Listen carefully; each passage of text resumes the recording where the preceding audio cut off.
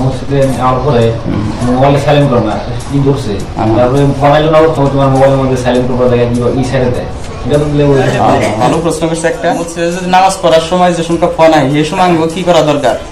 Phone তো বসে mobile একটু ফাঁকে তুইছি বা পকেটেই আছে, এই টাইম আমি ফোনায় পড়লো, এই টাইম আমরা কি করব?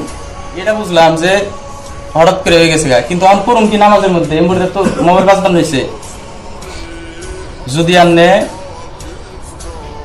3 তাসবিহ সুবহান রাব্বিয়াল আযীম সুবহান রাব্বিয়াল আযীম সুবহান রাব্বিয়াল আযীম এইটুকটা টাইমের মধ্যে যদি আপনি অ্যাক্টিভিটি যদি বন্ধ করা হলেন তাহলে উত্তম। পকেটের ইস্তে মোবাইল আছে এরকম করে টিভি দিলাম বন্ধ হয়ে গেল না, খুবই উত্তম হইলো।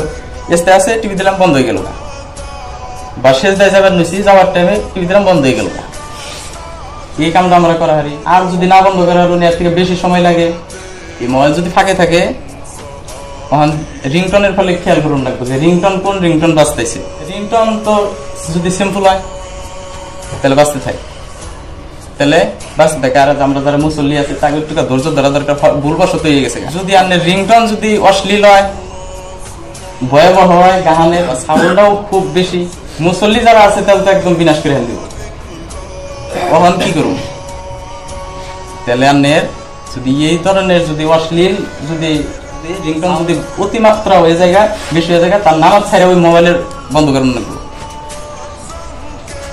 এটা তো বুঝছি। তাহলে নামাজ যে সালাম ফিরিয়া যে এই করে দিল, আবার ফের কিভাবে রাখা নামাজ একবার বন্ধ করে मुसलमानों की दुनिया में नया एक रहनुमा निकला।